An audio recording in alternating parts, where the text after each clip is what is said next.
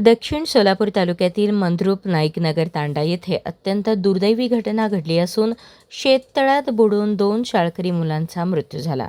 या घटनेमुळे संपूर्ण परिसरात हळहळ व्यक्त होत असून गावावर शोककळा पसरली आहे। समर्थ मोहन चव्हाण वय 12 आणि ओंकार रमेश चव्हाण वय 10 अशी मृत्युमुखी पडलेल्या 2 मुलांची नावे आहेत। दोघेही मंद्रुप येथील जिल्हा परिषद प्राथमिक शाळेत शिक्षण घेत होते आणि अत्यंत निरागस व खेळकर स्वभावाचे असल्याने गावात सर्वांच्या परिचयाचे होते। त्यांच्या अकाली निधनाने कुटुंबियांवर दुःखाचा डोंगर कोसळला असून मिळालेल्या माहितीनुसार संबंधित मुलांचे आईवडील नेहमीप्रमाणे कामासाठी शेतात गेले होते।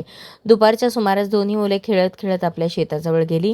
त्यानंतर त्यांनी शेततळ्यात पोहण्यासाठी प्रवेश केला, मात्र पाण्याचा अंदाज न आल्याने दोघेही खोल पाण्यात गेले आणि त्यांचा बुडून मृत्यू झाला। सायंकाळी 4च्या सुमारास ही घटना घडली।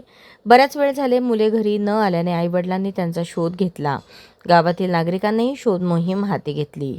दरम्यान शेततळ्याजवळ चप्पल आणि कपडे आढळून आल्याने संशय बळावला। त्यानंतर ग्रामस्थांनी पाण्यात शोध घेतला असता दोन्ही मुलांचे मृतदेह आढळून आले। घटनेची माहिती मिळताच परिसरात एकच खळबळ उडाली। नातेवाईकांनी आणि ग्रामस्थांनी घटनास्थळी मोठी गर्दी केली होती। आईवडिलांचा आक्रोश पाहून अनेकांच्या डोळ्यात अश्रू तरळले।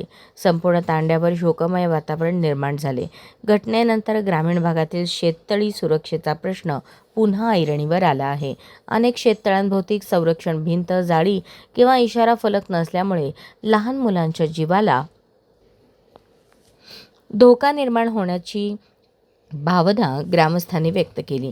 ग्रामस्थांनी प्रशासनाकडे शेततळ्यांच्या सुरक्षेसाठी तातडीने उपाययोजना करण्याची मागणी केली। विशेषतः उन्हाळ्याच्या दिवसात मुले पोहण्यासाठी किंवा खेळण्यासाठी शेततळ्याकडे जात असल्याने पालकांनीही अधिक काळजी घेण्याचे आवाहन करण्यात आले। घटनेची माहिती मिळताच गावातील सरपंच, ग्रामसेवक तसेच पंढरपूर पोलीस स्टेशन येथील पोलिसांनी घटनास्थळी धाव घेत पंचनामा केला। मृतदेह शवविच्छेदनासाठी शासकीय रुग्णालयात पाठवण्यात आले। या घटनेमुळे मंद्रुप परिसरात हळहळ व्यक्त होत आहे। अशाच नवनवीन अपडेटसाठी जनता राज्य न्यूज चॅनलला सबस्क्राईब करा, लाईक करा आणि शेअर करायला विसरू नका।